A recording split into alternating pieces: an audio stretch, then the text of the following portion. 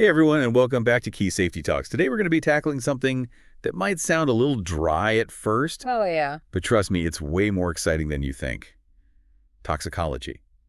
And we're not just talking lab coats and test tubes here. This is about understanding how the stuff we encounter every single day in our homes, at work, even out in the world, can affect our bodies. It's true, toxicology often gets a bad rap as being super complicated, but at its core, it's really just about figuring out how to stay safe and healthy in a world full of chemicals. Okay, so let's start with the basics. Got it. When we say chemicals, we're talking about pretty much everything, right? I mean, even water is a chemical. You got it. Toxicology isn't just about the scary, dangerous stuff. It's about understanding how any substance can interact with living things, whether it's a cleaning product under your sink or the air you breathe. So how do we even begin to make sense of all that? Where do we draw the line between safe and dangerous? That's where things get interesting.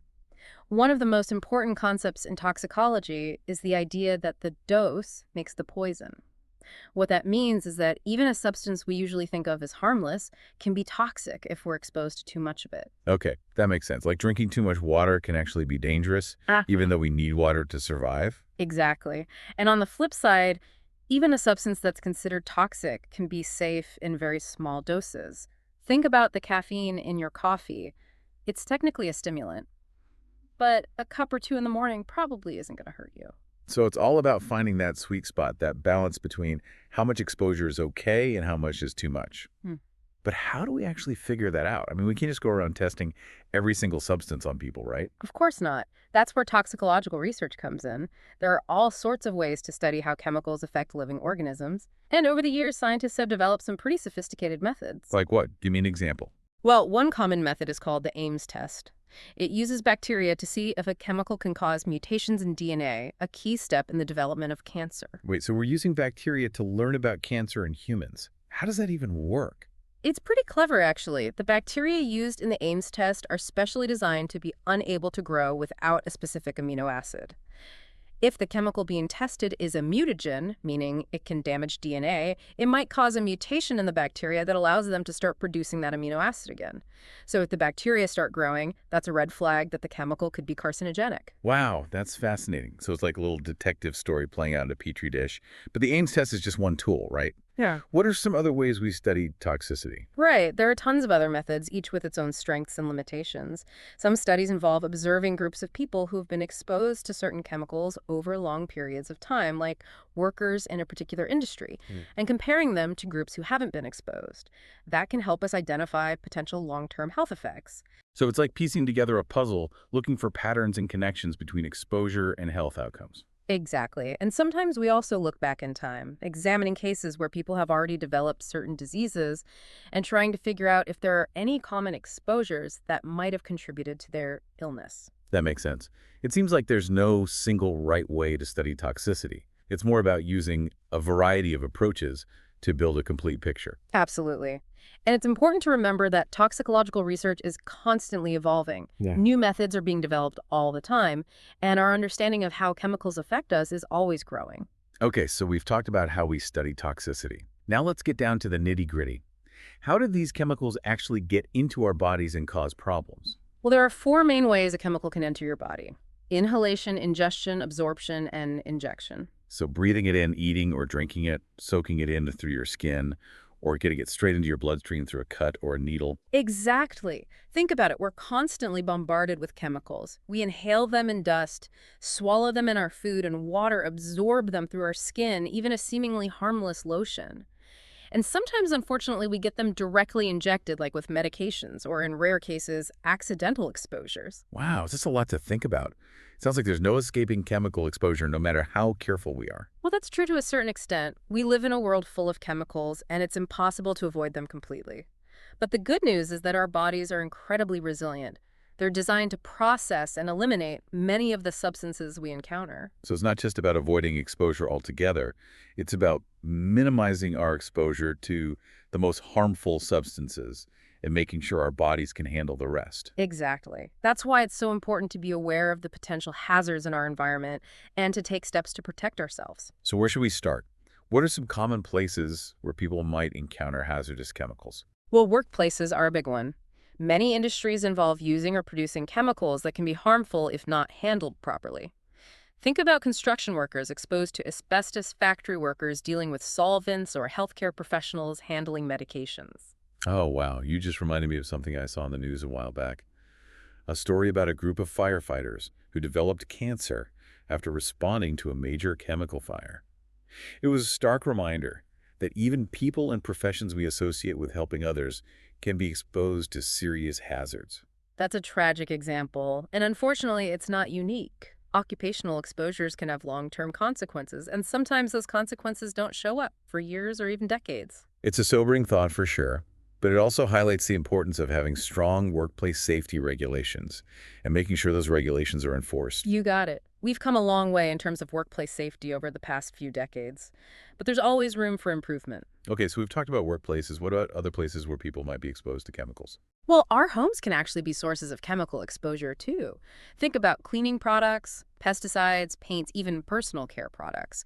Many of these contain chemicals that can be irritating or harmful if not used properly. It's funny how we often think of our homes as safe havens, but they can actually be full of potential hazards if we're not careful. I know I've definitely had my share of close calls with cleaning products, accidentally inhaling fumes or spilling something on my skin. Those everyday exposures are often overlooked, but they can add up over time. It's all about being mindful of the products we use, reading labels carefully, and following safety instructions. And what about the environment? I know there's a lot of concern these days about pollution and its effects on our health. Absolutely. Environmental toxicology is a whole field in itself, and it's incredibly important. Pollution from factories, cars, and other sources can contaminate our air, water, and soil, exposing us to a whole range of chemicals. Like the Itai disease in Japan you mentioned earlier. That was caused by cadmium released from a mining operation, right? It resulted in terrible bone deformities and kidney failure. Unfortunately, yes. It serves as a stark reminder of how environmental pollution can have devastating consequences for human health. It's scary to think about how much is out of our control when it comes to environmental exposure. I mean, we can't just stop breathing the air or drinking the water. You're right, it can feel overwhelming. But there are things we can do to minimize our risk, like supporting policies that promote clean air and water, choosing eco-friendly products, and reducing our overall consumption. So it's not just about individual choices. It's about advocating for systemic change to protect the environment and, in turn, our own health. Exactly. We're all in this together, and it's going to take a collective effort to create a healthier and safer world. Okay, so we've talked about the different ways we're exposed to chemicals. Now let's dive a little deeper into how those exposures can actually affect our bodies. What are some of the things that can go wrong? Well, it really depends on the specific chemical, the dose, and the route of exposure. But some common effects include irritation, allergies, organ damage, and even cancer. Let's break that down a bit. What do you mean by irritation? Irritation is basically any kind of inflammation or discomfort caused by contact with a chemical. It could be something as mild as a rash from touching a cleaning product or as severe as lung damage from inhaling toxic fumes. So it's not just about immediate effects like a burning sensation or difficulty breathing. It can also lead to long-term problems if the irritation persists. Exactly. And sometimes repeated exposure to an irritant can actually make the irritation worse over time. That's why it's so important to identify and avoid substances that irritate your skin or respiratory system. What about allergies? I know a lot of people struggle with those. Allergies are a bit different from irritation. They involve an immune system response to a specific substance, even if that substance is harmless to most people. So it's like your body overreacting to something that's not actually a threat. Exactly. And those allergic reactions can range from mild, like sneezing or itching, to severe and even life-threatening, like anaphylaxis. That's why it's so important to know what you're allergic to and to avoid those substances. Absolutely. And if you suspect you might have an allergy, it's always a good idea to see a doctor for testing and advice. Okay, we've talked about irritation and allergies. Now let's move on to something a bit more serious. Organ damage. What kinds of chemicals can cause that? Unfortunately, a lot of chemicals have the potential to damage our organs, especially if we're exposed to high doses or over long periods of time. The liver, kidneys, lungs, and nervous system are particularly vulnerable. That makes sense. The liver and kidneys are our main filtering system, so they're constantly exposed to whatever's in our bloodstream. And our lungs are our interface with the air, so they're on the front lines of any airborne hazards. Right. And our nervous system is incredibly complex and delicate, so it can be easily disrupted by certain chemicals. Can you give us an example of a chemical that can cause organ damage? Sure, take carbon tetrachloride, for example. It was once widely used as a solvent and refrigerant, but it's incredibly toxic to the liver. Exposure to high levels can cause acute liver failure, and even chronic exposure to low levels can increase the risk of liver cancer. Wow, that's scary. And I bet there are plenty of other chemicals out there that can cause similar problems. Unfortunately, you're right, and sometimes the effects of organ damage don't show up right away, which makes it even more dangerous. It's like a ticking time bomb in your body. Exactly. And that's why it's so crucial to be aware of the potential hazards of the chemicals we use and encounter and to take steps to protect ourselves. Okay, now let's talk about the big one, cancer. I know we've mentioned it a few times, but it's such a major concern when it comes to chemical exposure. Rightly so. Cancer is a complex disease. But we know that certain chemicals called carcinogens can increase the risk of developing it. Is it as simple as exposure equals cancer? Not quite. As we've discussed, the dose makes the poison. It often takes prolonged or repeated exposure to a carcinogen to initiate the process of cancer development. And it's not just one thing that causes cancer. Exactly. Cancer is a multi-step process that can be influenced by various factors, including genetics, lifestyle, and environmental exposures. So it's about understanding the risks and taking steps to minimize exposure whenever possible. Precisely. Toxicology provides us with the knowledge we need to make informed decisions about our health and safety. We've covered a lot of ground today, from the basics of toxicology to some pretty scary examples of how chemical exposures can harm us. It's clear that this is a topic we all need to be more aware of, especially when it comes to the chemicals we use in our homes and workplaces. Absolutely. Knowledge is power, and the more we understand about the potential risks, the better we can protect ourselves and our loved ones. This has been incredibly insightful. Before we wrap up part one, any final thoughts for our listeners? Toxicology might seem like a daunting topic, but it's ultimately about empowerment. The more we understand about the effects of chemicals, the better we can protect ourselves and advocate for safer environments. Stay curious, stay informed, and stay safe. Great advice. We'll be back soon with part two, where we'll delve even deeper into the fascinating world of toxicology. See you then. It's interesting how we often focus on the dramatic acute effects of chemical exposure, like poisonings or explosions. But some of the most insidious effects are the ones that develop slowly over time, Yeah, almost invisibly. that's a good point. It's easy to get caught up in the headlines about major chemical spills or industrial accidents. But what about those everyday exposures that might not seem like a big deal at the time, but can have serious long-term consequences? Exactly. Take lead, for instance. Uh, It's a potent neurotoxin that was once widely used in paint, gasoline, and even plumbing. Exposure to even low levels of lead, especially during childhood, can lead to developmental delays, learning difficulties, and behavioral problems.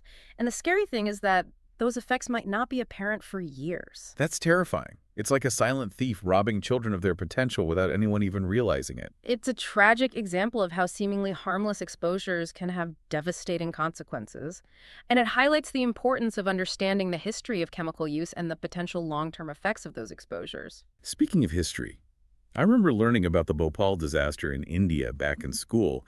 It was one of the worst industrial accidents in history, involving a leak of toxic gas from a pesticide plant. Thousands of people died, and many more suffered long-term health problems. Bhopal was a horrific tragedy and a stark reminder of the potential dangers of industrial chemicals.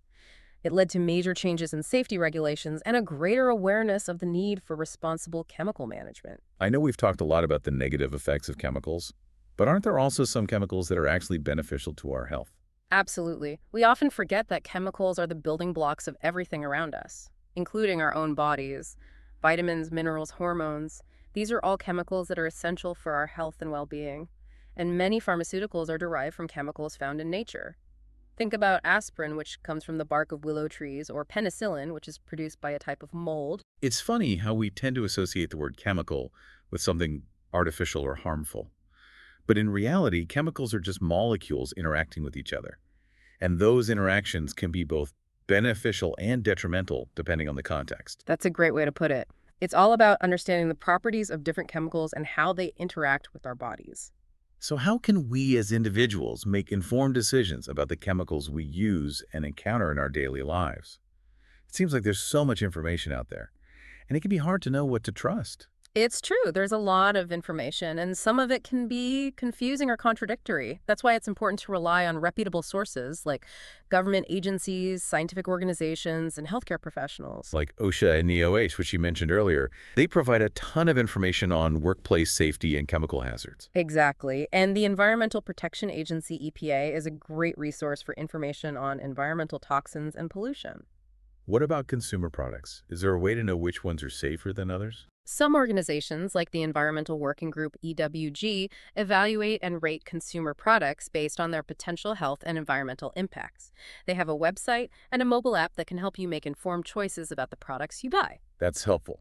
So it's not about trying to avoid all chemicals altogether. It's about being informed and making conscious choices. Exactly. And remember, sometimes even small changes can make a big difference. Choosing fragrance-free products, opting for natural cleaning solutions, and reducing your use of pesticides are all steps in the right direction.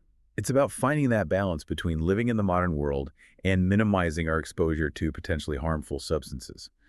But it's not just about individual actions, right? There's also a role for government and industry to play in protecting public health. Absolutely. Regulations play a crucial role in setting safety standards for workplaces and consumer products. And industries have a responsibility to develop and use chemicals in a way that minimizes risks to human health and the environment.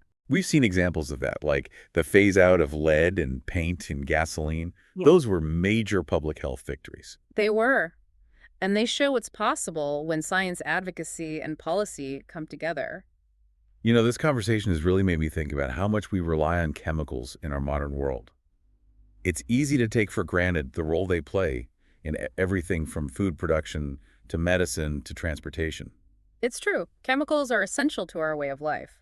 But it's important to remember that they also come with certain risks. And those risks need to be managed carefully. It's like walking a tightrope, finding that sweet spot where we can reap the benefits of chemicals without jeopardizing our health or the health of our planet. That's a great analogy. It's about striking that balance between innovation and responsibility.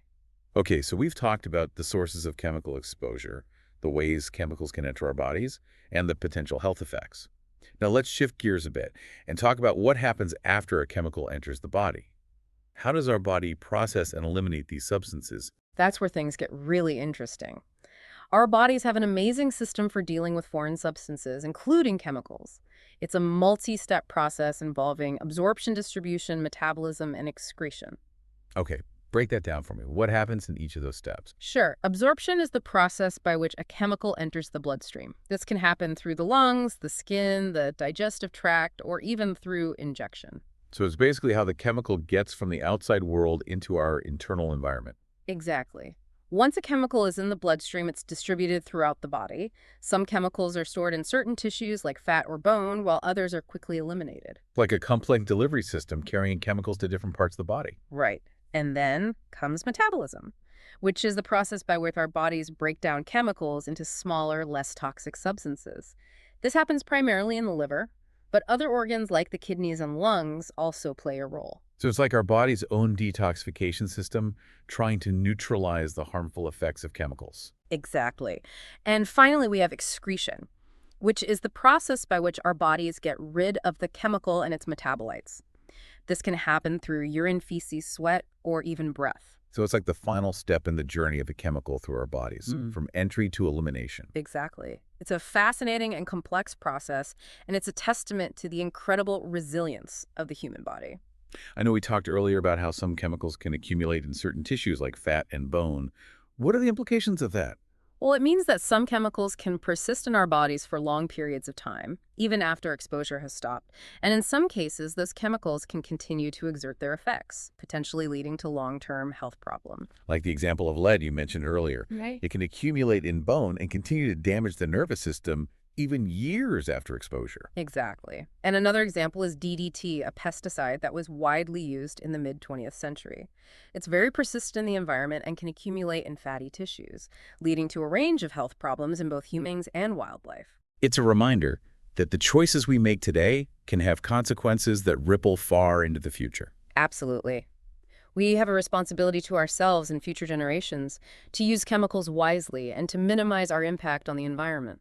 You know, we've covered so much ground today, but I feel like we've only scratched the surface of this vast and complex field. There's so much more to learn about toxicology and its implications for our health and well-being. I agree. It's a fascinating and constantly evolving science, and it's essential for understanding how to live safely and sustainably in a world full of chemicals.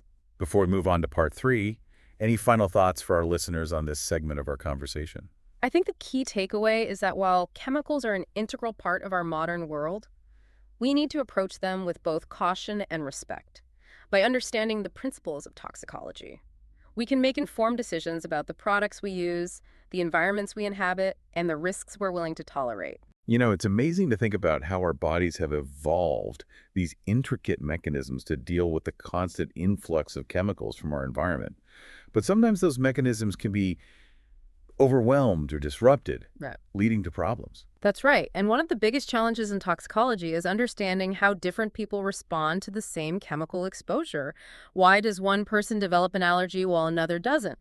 Why do some people seem more susceptible to certain toxic effects than others? It's like the age-old nature versus nurture debate applied to toxicology. Yeah. How much of our response is determined by our genes and how much is influenced by our environment and lifestyle? It's a complex interplay, and scientists are still unraveling all the factors involved. But we know that genetics can play a significant role in how our bodies metabolize and eliminate chemicals.